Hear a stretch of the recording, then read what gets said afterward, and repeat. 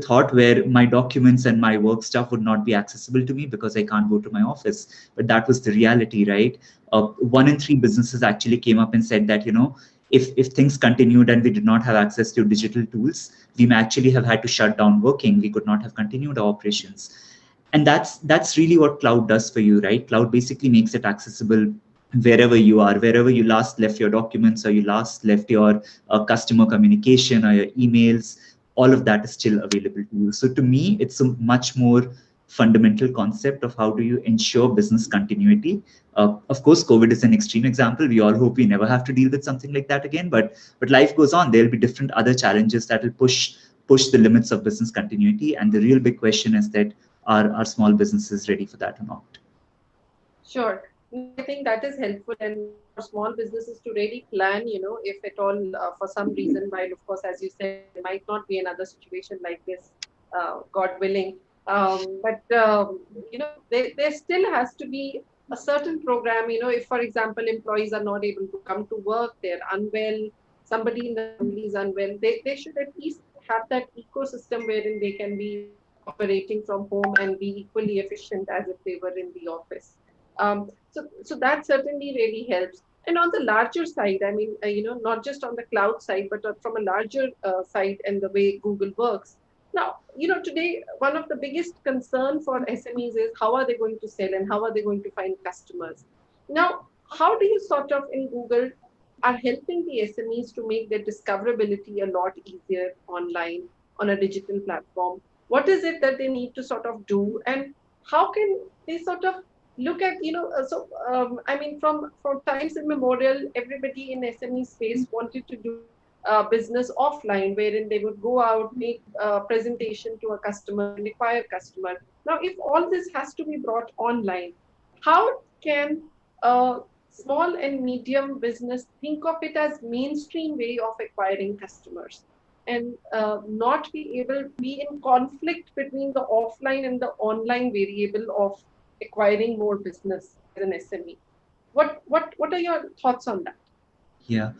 The way we approach this, Ritu, is to almost look at the entire stack, or look at the entire journey that a small business has in terms of reaching out, engaging, and growing their customers, right? Because that's very important in especially in a market like India, where customer churn typically can be very high. It's not just about being present and acquiring a customer. Acquire them, service them, make them grow. That's how you grow your ROI also eventually, right? So it starts from number one, and the most important thing, which a lot of small businesses often miss out: creating your brand online, right?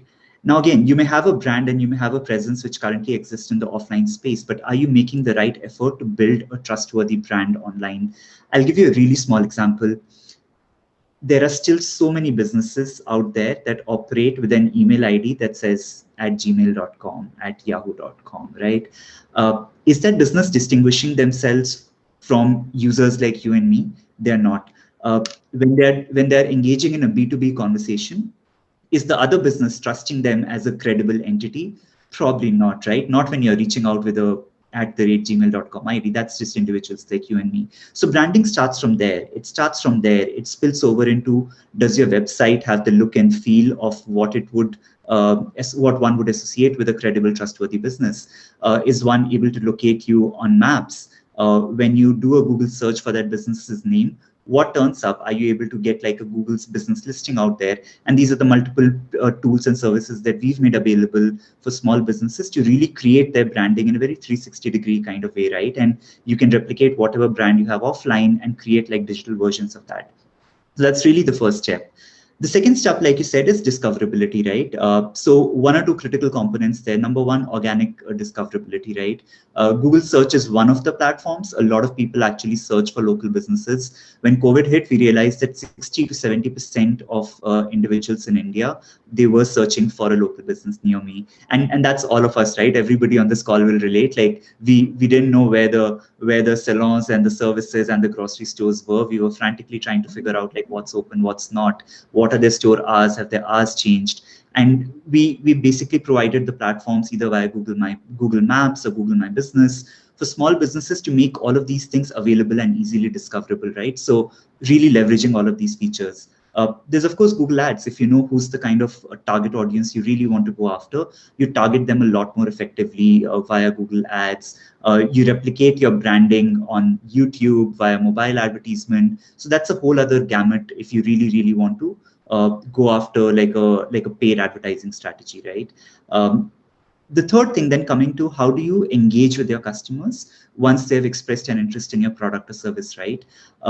And that's where what we are doing right now over a video call mechanism, having documents that can be seamlessly shared and engaged with customers, those become really important, right? And that's something that we try to offer as Google Workspace, as like a single solution that could include all of these features kind of really put together, right?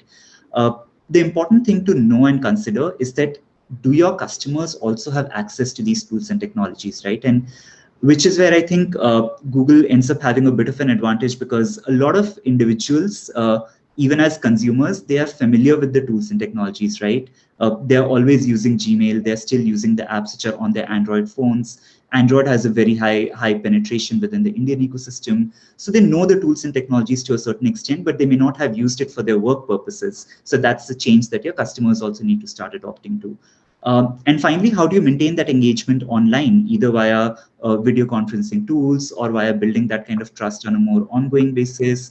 How do you improve your own employees' productivity with these tools? So, for example, if your employees were doing certain things with pen and paper in a very offline physical kind of setup, are you enabling them with these digital tools and technologies? Are they able to do their work faster? Are they able to save like an hour of their time every day with the help of these digital tools? And therefore, that time will go back into customer servicing, right? Like that's why you want to make your employees more productive. You want them to spend more time with customers than to spend more time doing internal work. And that's really like the core and fundamental of how we look at that entire stack end to end.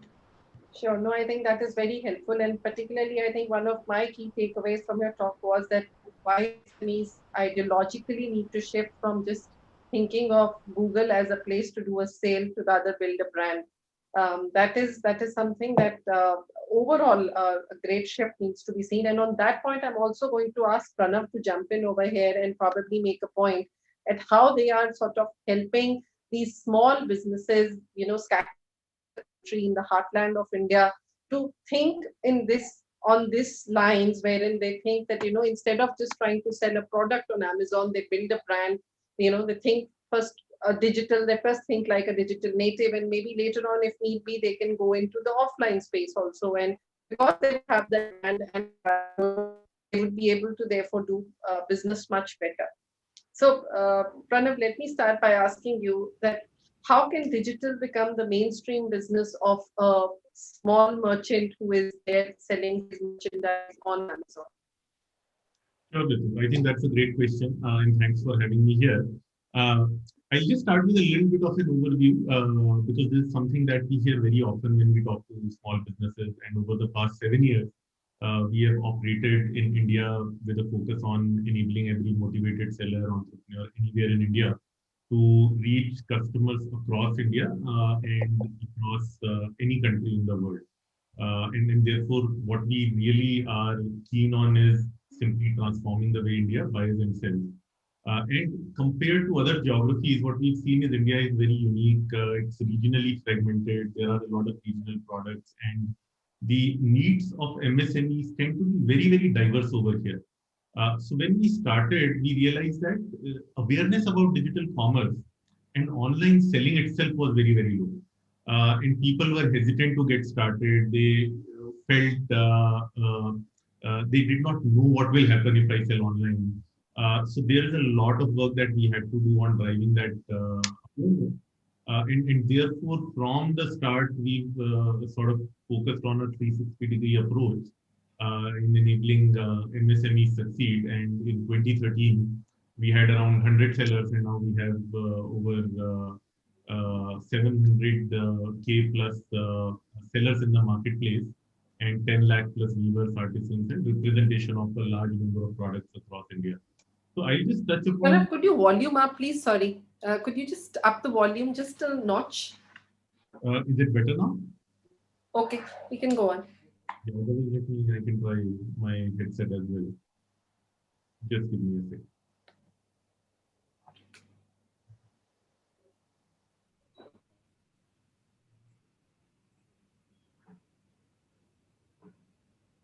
Is this better? Yes. Okay.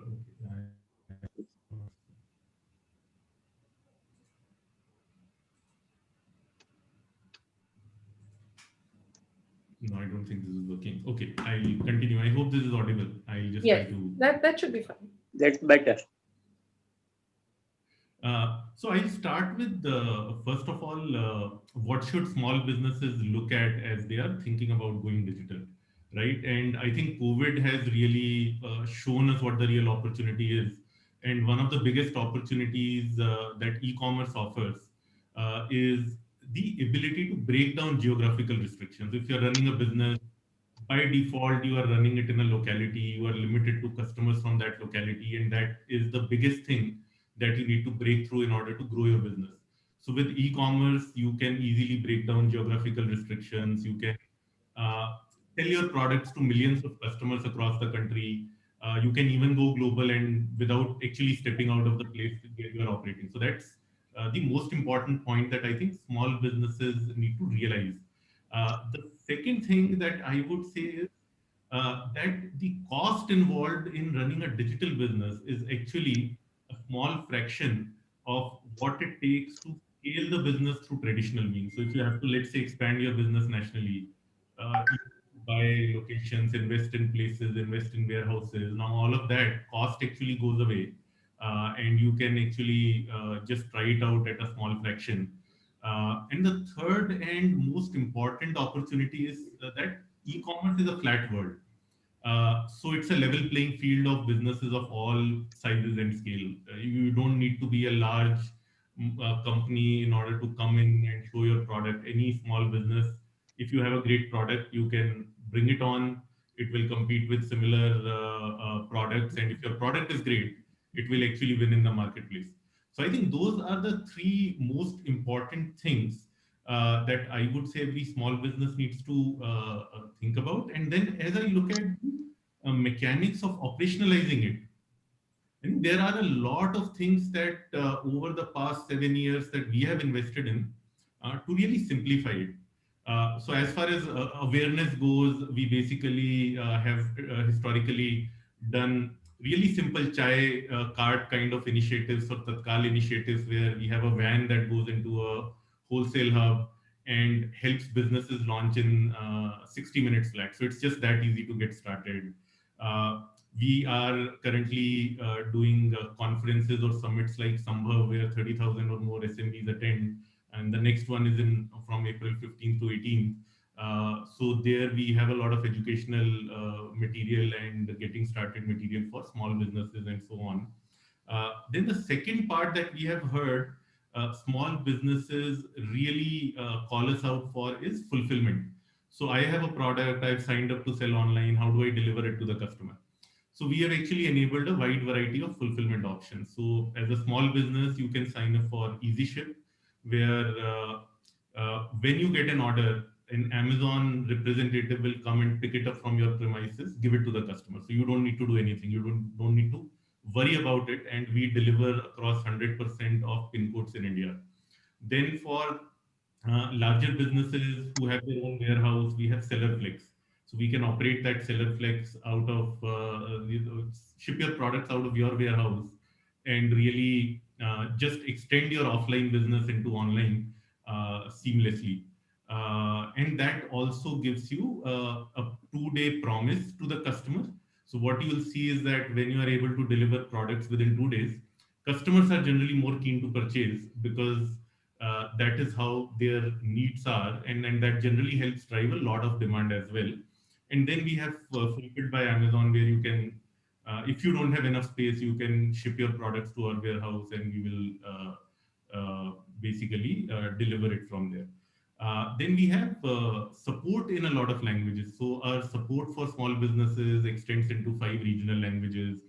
You can get your business started in English, Hindi, Tamil, Telugu, Kannada, Marathi. Sorry, not Telugu yet. Telugu is coming up, but Kannada, Marathi, and it's available on mobile. We have lending solutions available. We have a large service provider network that's spread across 100 cities. So if you want to get your products photographed, if you want to create listings, If you're going on a 2-week vacation and you want somebody to run your business behind, like all of those things are available. So it's a lot of infrastructure and basic things that I would say small businesses really find difficult to do, that we have put in place. So now that makes it really easy for anybody to just come in and say that, hey, I want to do a business online and get started. And specifically, this question of online and offline actually comes quite a bit. And you also touched upon it, Ritu. So on that front, I basically say that one, we have a special program called local shops. So if you're running a small business locally, with local shops, you can register it online and then you can get orders from a larger catchment area within your city or even nationally, and also ship those orders. So you can suddenly, from just doing deliveries in 5 kilometers of your premises, start doing deliveries within the entire city because you start getting those orders. And then we have special programs for brands called Launchpad, which is more focused on direct to consumer brands. I can touch a lot more upon Yes. later. We have a focused program to help small businesses go global without coming out of their city. And then we have focus programs for artisans weavers called Karigar, and a focus program for women entrepreneurs called Saheli, through which we work at the grassroots level with a lot of government bodies across states. And we have enabled 10 lakh plus artisans, weavers, women entrepreneurs to actually bring regional products, bring GI products, bring whatever is the flavor of that region to be sold nationally and also globally. So let me take a pause and see if there is anything you would like me to. No, I think there's a whole load of things that you're doing to make life easier for SMEs and help them to actually do business in a much more organized fashion and much more structure, which they, if they were to sort of try to achieve that in their own house, it might not be that easy for them to go about doing things. So this is very helpful, Pranav. Now let me come down to Mr. Nilesh. Mr. Nilesh himself works with a lot of SMEs, and while we know that technology is there today to help small business owners and help them to achieve what it is that they're looking term, whatever audacious goals that they set themselves in the beginning of the year, technology is sort of there to, have their back and see how they can achieve it. But, Mr. Nilesh, what are the real challenges that comes to SMEs when it comes to technology adoption? On the ground, what is it that they face? Do they feel that, it's too complex for them to adapt to, or do they feel it's too expensive, or do you feel that it's not something that they might even start, and culturally the organization is not being able to fit into the entire technology centric organization structure? Where do you think that biggest challenges come in? Thank you, Ritu. Thank you inviting me to this important webinar. See, first thing is, the biggest fear in MSME's mind is the cost and how to overcome what is the return of investment on this and how much time, because as one of the speakers said, IT staff is not available. So they have to make do with the available staff. Second thing, which is Thank you inviting. May I ask? Yeah, please go on, Mr. Nilesh. Second, which is critical, is a adoption by the other staff members and the workers. The changes coming in because of this, they are not aware. A lot of CRMs and SCM tools are available either practically free of cost or on SaaS model. Though government is giving a lot of subsidy for digitization, and the entrepreneurs are not aware, and enough work has to be done in that area. That is from my side. Fear is the one thing, which is this fear, how can we overcome? Sure. That is certainly something to be, let me ask this from Abhinav and also from, Panish as well as Pranav. As Nilesh said, that there are a lot of subsidies today that are available from the government side for digital adoption. But sometimes the SMEs don't know about these subsidies. They don't know that there is something, they could get things at a subsidized cost. Now, Is it the government's job to really now educate the SME customer, or is it your job to sort of tell that this is how the government, this is the product and this is how you can adopt with the government subsidies? Who takes the onus of that? Abhinav, you want to start with it? Sure. Uh, Ritu, honestly, I think this, like they say, this could take a village, right? And it does take a village to, especially for a wide MSME ecosystem like in India, which is in large parts in tier two, tier three cities and rural centers, not necessarily only urban located. I think this really is a very, very shared responsibility, right? Let me start with the different stakeholders, right? Government, of course, has they've got like a lot of programs, a lot of tie-ups.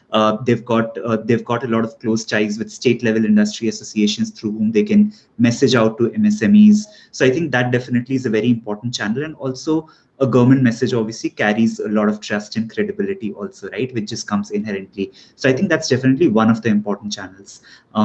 The other important channel, of course, OEMs creating awareness for their own products and services, right? Like whether it's like a Google or multiple other providers who are out there, how do they create visibility, and how do they create awareness of not their products and technologies, which I think a lot of OEMs fall into their trap of talking about our product, our technology, versus here is what this will solve for you, right? Here's the business problem that we are going to solve. The tools and technologies, they come later, right? The third and very important critical piece of this whole puzzle are a lot of alliances, channels, system integrators that are out there in the market, right? And these can exist in various shapes and forms. When I talk to a lot of small businesses, I was talking to somebody based in Rajkot in Gujarat, right? And they mentioned that there's this one small IT shop, we call them system integrators in our technical parlance. They're like, they do everything for me, whether it's my hardware, whether it's my software, whether it's my email, whether it's my accounting solution. We just walk up to them and they will tell us what to do, right? Again, like very, very Indian cultural thing of going with whoever you have the most trust with, right? A lot of other small businesses say that, we are working with a telecom provider that does like our lease line services, and they've also started providing like a lot of other software and hardware services to us. So that in that case, the telecom provider is actually becoming that single point of trust and that single point of providing multiple services, right? So I think that awareness and education really has to go across the channel of OEM partners and alliances, as well as the government. So really, really a shared responsibility, if you ask me. Sure. Pranav, Panish, you want to jump in, share some thoughts here? Sure. I can go next. I think totally agree with what Abhinav was saying. It definitely is a shared responsibility, and everybody needs to do their bit in order to drive that awareness. So, for example, we see this both on the consumer side and on the small business side. So, for example, we have these stores called Amazon Easy Stores, where there is a Kirana shop that's actually running a system on their store and helping local buyers purchase their products from Amazon through that store. But in that process, they also realize that, hey, they can also become sellers. Similarly, we have these I have space stores who do last mile delivery. So it helps us get to, on the consumer side, they understand the nuances of Indian addresses a lot better. So they can actually do more accurate deliveries, but every time they deliver to the neighborhood gets to know that, hey, they can also become connected. Similarly, I think somebody had covered services versus the product producer MSMEs, and therefore, as we look at these opportunities, so there's the service provider network I referred to earlier. That's really an opportunity for SMEs who are providing a service, whether it is a delivery service, whether it is a photography service, whether it is an information service, to actually be associated with e-commerce and not only build their business, but also help other MSMEs who are selling online be better at selling online, because some of these things are specialized. So for example, an SME selling products may not understand advertising as well, but a service provider who's really deep in it can partner with them and then make it happen. And therefore, as we expand through this, we do see that the awareness spreads layer by layer. Now, for example, we are seeing that over 50% of small businesses who are selling on Amazon, they are actually coming from tier 2, tier 3 cities.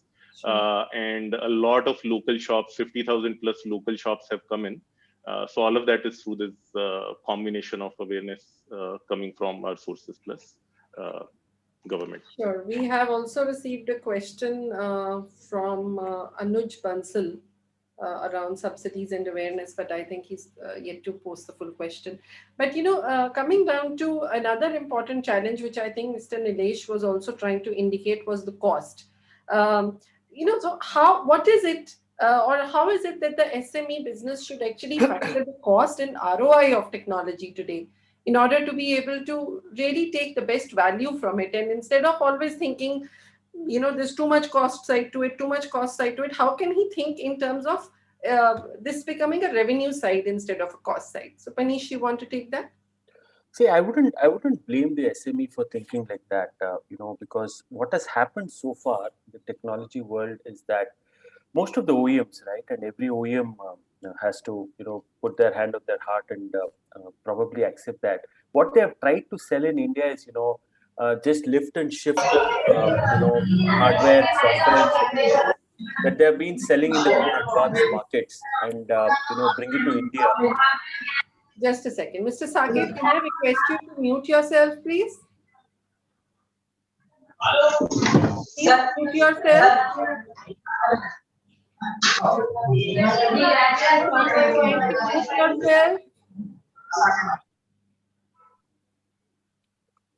Okay, go on. Yeah, so I was really saying is what I was saying is that the classic sales play for most of the OEMs so far has been that what works for a customer in the US will equally work for a customer in China and in India, right?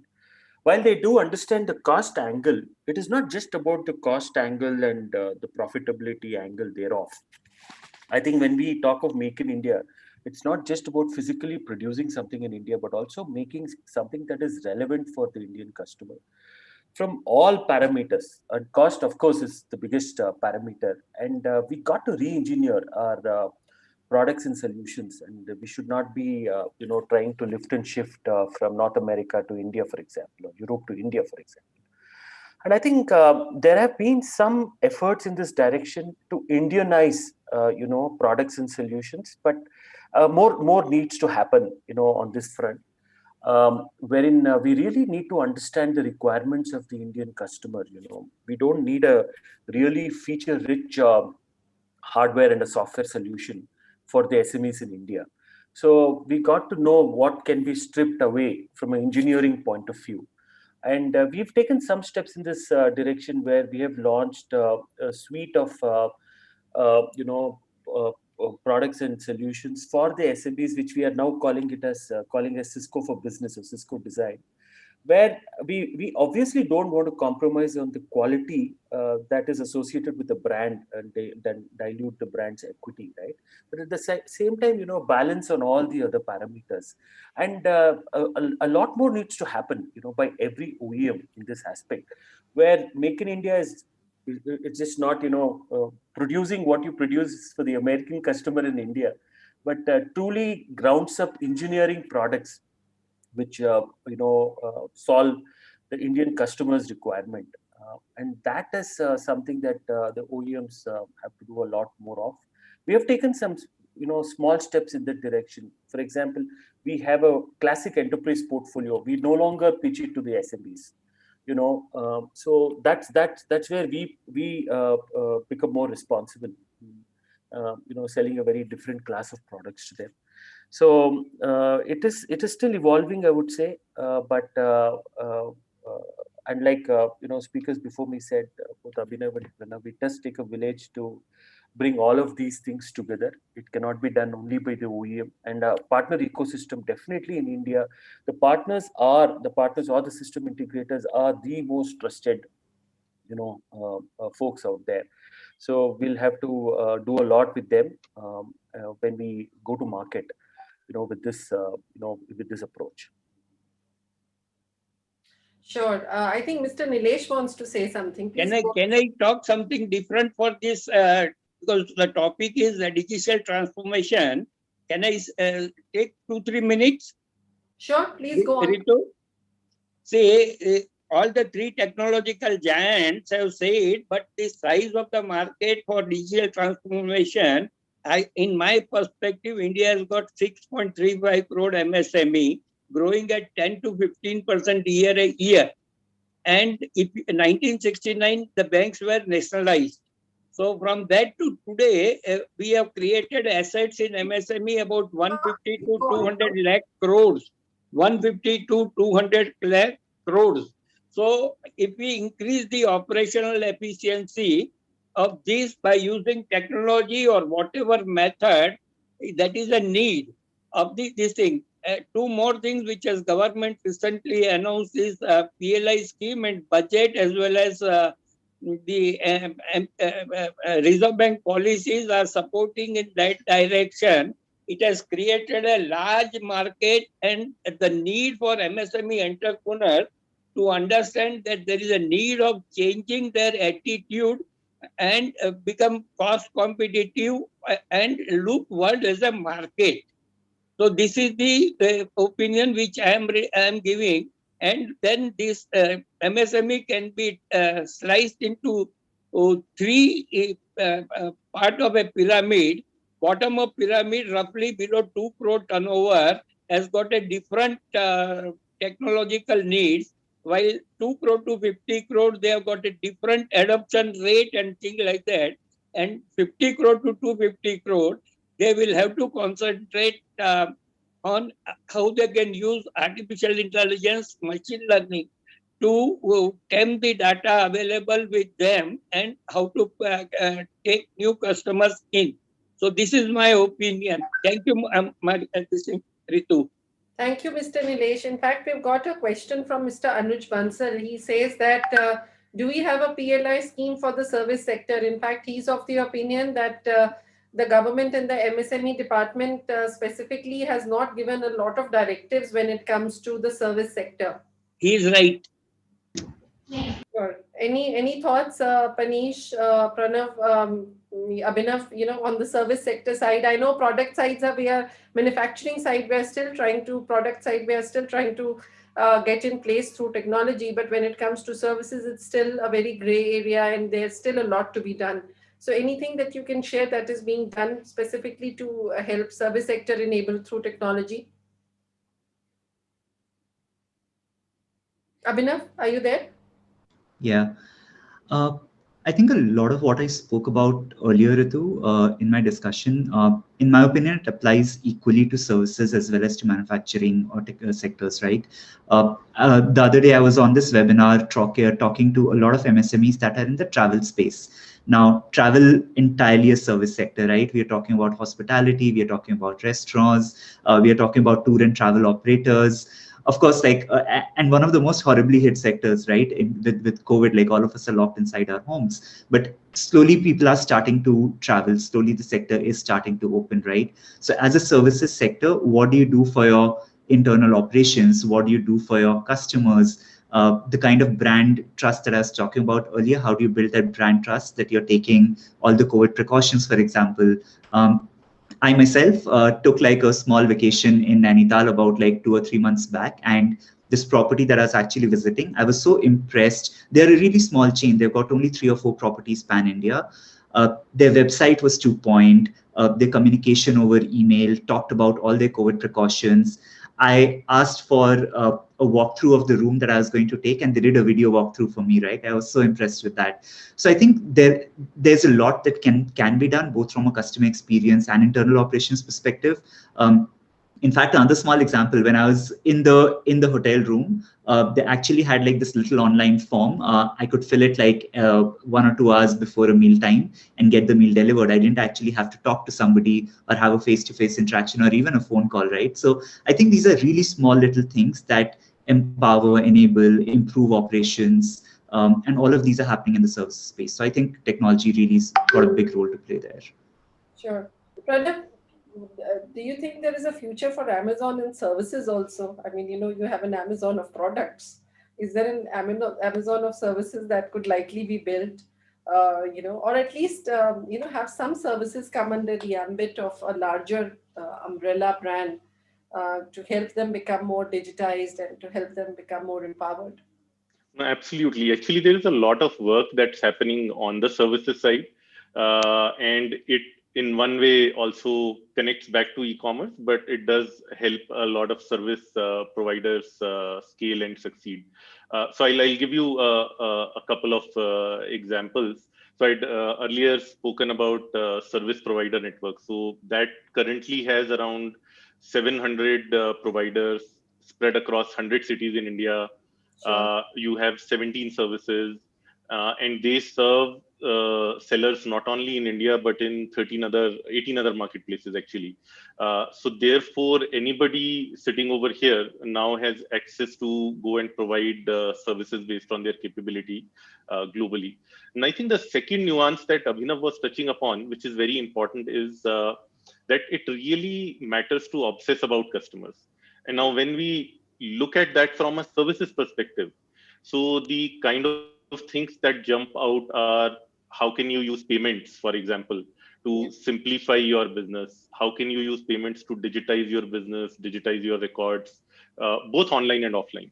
How can you use the your delivery mechanisms in order to more efficiently deliver in a local area or nationally through a hub and spoke model? So all of these kinds of service providers are actually Amazon partners in multiple cities in India, and that is what sort of enables us to give the 100% pin code coverage that I spoke about earlier.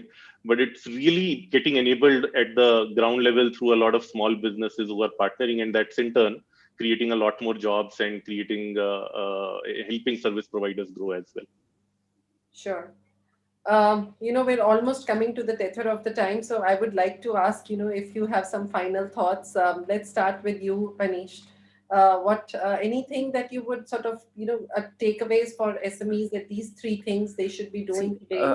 I think, more than a takeaway, I think what I would like to leave as a parting thought for the SMEs is that SMEs should truly believe that they are the bedrock of the Indian economy, right? And SMEs, we believe at Cisco, are the bedrock of any country's economy. And if any country has to reach a milestone, like we have the 5 trillion milestone or we have the Digital India milestone, that cannot happen without the SMEs playing more than the fair share of their, role. So I would just say that the SMEs have to believe in themselves. This decade is going to belong to them, and we cannot get to 5 trillion as an economy without they becoming more efficient. And the route to becoming more efficient is by adopting the relevant technology. So I would just leave it at that. So thank you so much, Ritu, for having me. I'm so sorry I have to jump off. I have something at 2 o'clock. If it's okay, I'll take leave of you and the other panel members. Sure. Thank you very much for joining Thank us, you. Manish. We Thank you. really Thank you so appreciate much. it. Thank you. Coming to you, Abhinav. Final takeaways for SMEs that you feel, they should be doing, 1, 2, 3, in order to feel or be part of the change through digital transformation change and digitization of their business. Yeah, I think the most important thing, Ritu, which you kind of alluded to this when you started the discussion, was about culture. And I Yes. think all of us have to understand and empathize with the fact that this is change and this is a cultural change, right? And when we think of SMBs in India, their behavior and how they operate is almost an intersection of businesses as well as individuals, right? A lot of SMEs are basically just four individuals sitting together in an office, right? So we need to really look at that mindset on how will we get them excited about technology? How will we get them to believe that this is no more a good to have, but this is almost like a must have and a baseline of how you need to operate and be prepared for tomorrow. Uh, and we shouldn't put that onus on SMBs. That onus is on all of us on how do we make it relevant for them and how do we make it right for them. I hate the word inertia when people say that, because inertia somehow indicates that businesses are in inertia. Maybe yes, to some extent, but how do we make that change happen is really an onus on all of us. Sure. Now that's very well put. And I think that culturally, I think need to align yourselves, and you need to have influences like Mr. Nilesh going there and actually talking to them in their ear and saying, change yourselves. Pranav, you want to go first before I come to Mr. Nilesh? Sure. Yeah, I'll just make 2 points. So number one is stories really help. So I'll just touch upon two simple stories to sort of tell our SMBs who are listening what's possible. The first one is the story of yoga bars, where two sisters, Suhasini and Anandita Sampath, they just came up with this idea that hey, they could make a really good health bar. They started yoga bars, and between 2014 and 2018, they have grown 39 times. Actually, they've grown 39x in 2 years, actually, starting 2018 itself. And between 2014 to 2020, they've grown their team from 10 employees to 170 employees. So that just goes on to showcase that it requires some perseverance, it requires some support. They've been a part of our Launchpad program, but you can actually build a really large business. And another story that I can touch upon is SVA Organics, which is a supplier of essential oils. And they have gone global, and they are currently earning around $15,000 per day in terms of size of their business, from starting from zero. So those are just two examples. I want people to remember that everything is possible, anything is possible. You just have to get started and get on with it. And the second thing that I would say, from an Amazon perspective, we are really committed to helping small businesses succeed. Last year, we took a pledge of an additional $1 billion towards digitizing 10 million SMEs and enabling 10 billion in exports by 2025. So these commitments are really to help small businesses grow and reach that level. And a third pledge that we have is to create 1 million new jobs by 2025. So we'll stay committed. We'll, like Punish was saying, continue to simplify things so that SMBs can focus on what they do best, which is creating world-class products. And then rest of the stuff in the chain, we will take that load in order to help them scale as fast as possible. Sure, no, that's really a good thought. And what you're doing at Amazon in terms of helping SMEs down the line is only going to show results maybe 3 or 4 years down the line. But it's a small step towards a big change. So that would always help the economy. Mr. Nilesh, has he logged out? I don't see him there. Okay. So I'm going to now sort of get down to the awards, wherein the Small Business Awards, where we'll recognize some young and talented entrepreneurs who are doing some good work out there. So over to you, Muskan, for the same. And I would request Abhinav and Pranav to please stay back as we recognize these young entrepreneurs. Thank you so much. Once again, I just have to say that a very, very intriguing discussion this was. Thank you so much, everybody, for being here. We'll now just move on to the awards. The award for the Star of the Year goes to Mr. Goth, founder and CEO, Master X Technologies Private Limited. Many, many congratulations to you, Mr. Gautam.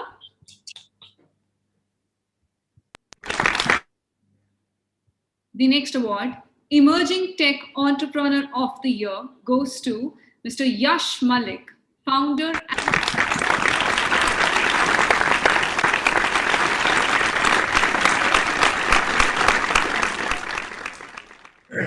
Mr. Yash Malik, founder and CEO, the Lux Pass. Many, many congratulations to Mr. Yash Malik. The next award this afternoon, Emerging Entrepreneur of the Year, goes to Mr. Rishabh Chokhani.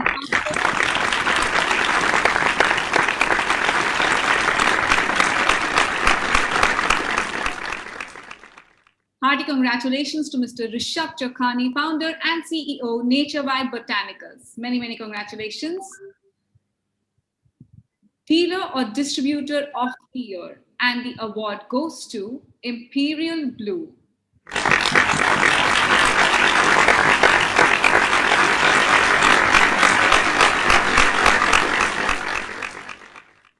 Hearty congratulations.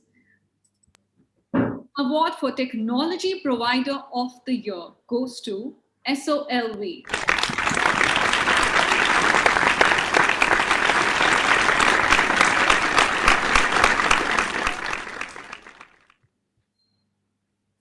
The next award, Young Entrepreneur of the Year, goes to Mr. Akshay Singhal, founder and CEO.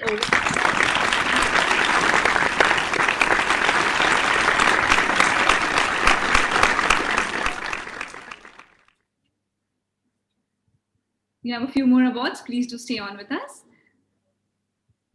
Food and Beverages Business of the Year, Manufacturing. The award goes to Pyramid India Private.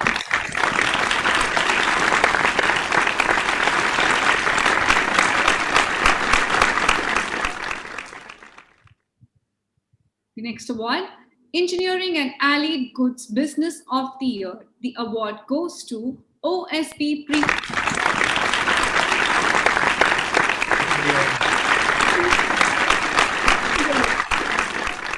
We have someone from Team OSB collecting the award.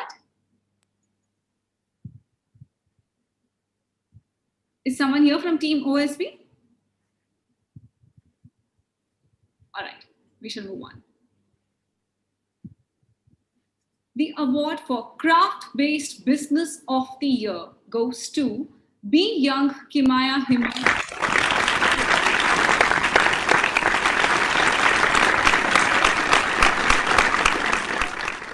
We have Mr. Abhinav here to receive the award.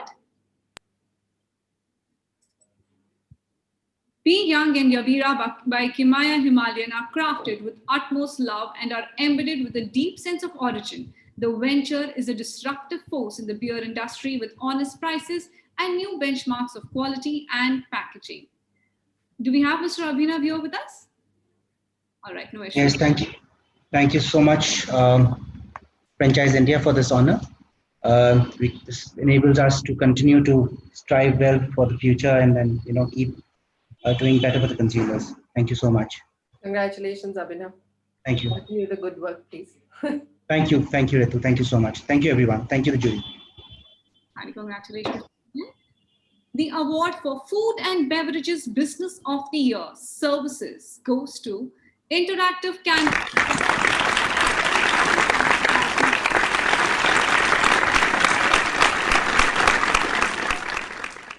We have Mr. Swastik here from the team.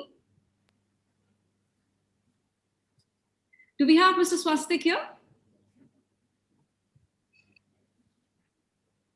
All right, no issues. Many, many congratulations. A special mention to your hashtag back to canteen. All right, the award for Healthcare, Beauty and Wellness Business of the Year goes to ILS Hospitals.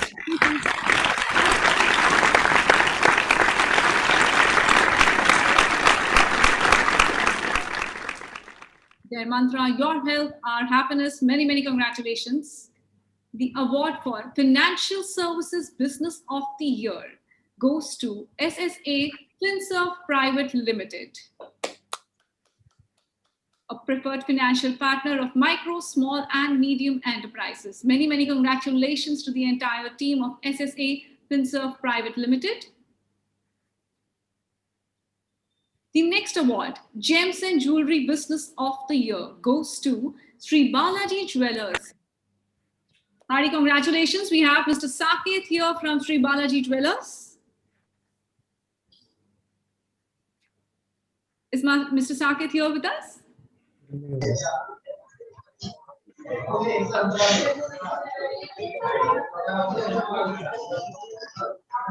Yes, I'm available. Hearty congratulations to you, Mr. Saket. Thank you.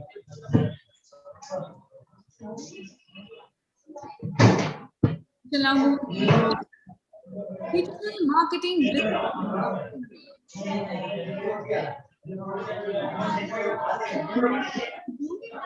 Contacts Private Limited. Mr. Saket, could you please put it on mute? The award goes to Hawk Hats Private Limited. We have Ms. Kritika here to be collecting the award. Many, many congratulations. All right, I think that's all we'll have to make do with. Our cheer and many, many congratulations to you. The award for Training and Education Business of the Year goes to Skynex Aero Private.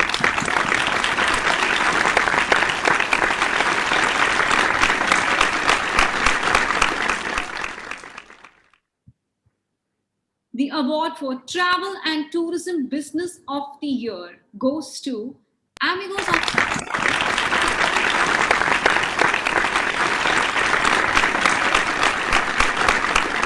Muskan, I'm here now. If you can please do it again. All right. Yeah.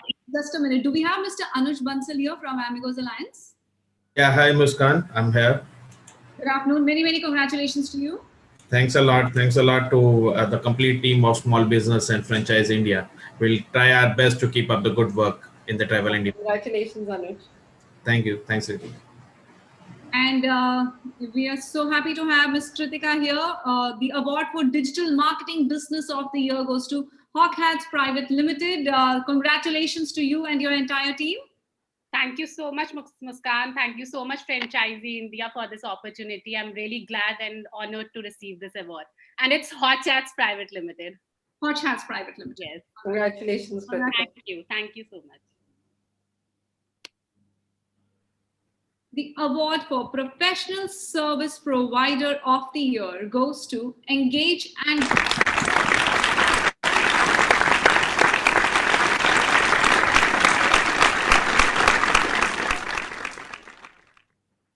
The award for Startup of the Year goes to Textbook Edu Solutions Private Limited.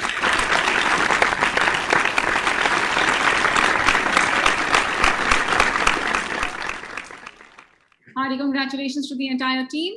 The award for Innovative Business of the Year goes to Go Mechanic, India's #1 automotive service and repair brand. Hearty congratulations to the entire team. The award for Green Business of the Year goes to Rain Filter Industry.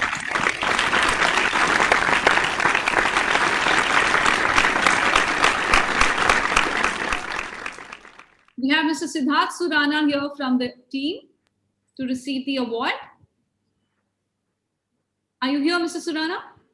I am available. Many, many congratulations to you and to your entire team. Thank you, everyone, on this virtual platform. Water scarcity has been a challenge faced by millions of households, which lead to hazardous lifestyle, causing serious illness and fatalities. We at Rain Filter Industries help you collect rainwater at source and save it for future use. I express my heartfelt gratitude to all esteemed personalities and Franchise India for recognizing our brand Rainway. Thank you. Congratulations, Siddharth. Thank you. Many congratulations to all the winners. Thank you. Sure. So that's it, Muskan. Are there? Yes. We'll go on to another link here. Sure. Thank you very much all for joining. Thank you, Pranav. Thank you, Abhinav. You know, this has been such a wonderful session and some great learnings for all of us over here. And thank you for staying back and actually applauding and recognizing the young entrepreneurs, young small businesses with us. They are the small businesses of the future. And of course, together with your organizations, we want to see them becoming big and large in the times to come. Thank you very much for being part of Small Business Conference and the Awards 2021 once again. Thank you. Thank you.